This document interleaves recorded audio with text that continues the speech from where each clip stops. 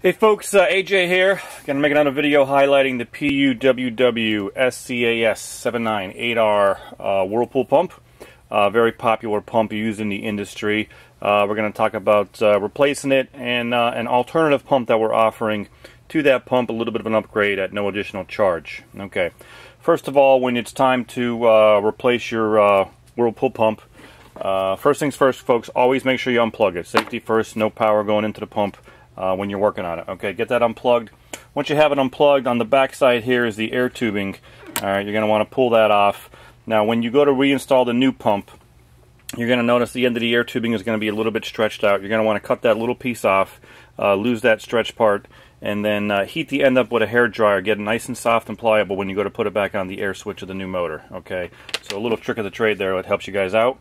As far as the unions goes, there's going to be the T union on top. Okay, you're probably going to want to get a big pair of channel locks to loosen this guy up. Okay, but it turns lefty-loosey just like anything else. Okay, and then the front union, same thing, lefty-loosey, comes right off. Very, very simple to disconnect the plumbing. Okay, now on the well pump, this pump here, we have three brackets on the bottom of the motor where the various manufacturers either use screws or bolts to hold that down to the frame of the tub. Alright, so take those off and then it's a simple replacement. Very, very simple.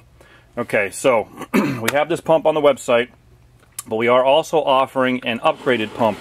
It's the same exact wet end. Okay, now it has a larger upgraded motor on it, which is nice. Okay, it's a quieter motor, it's a more durable motor, but it's also a larger motor. So with this being said, if you have the room, let me spin this back around, you're going to notice that this wet end sits about 3/4 of an inch higher than the top discharge of this pump here.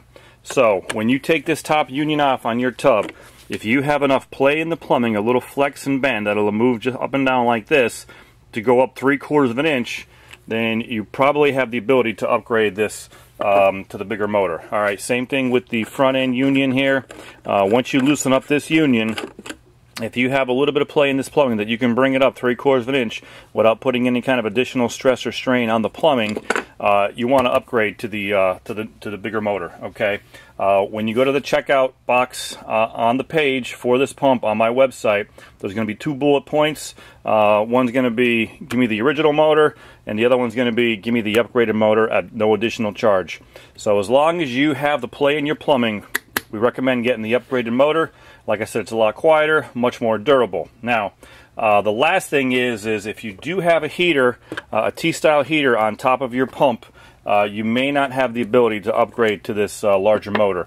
You can see the control box sits a little bit higher, and I think it may interfere with most T-style heaters. So if you have that heater, stick with the original motor.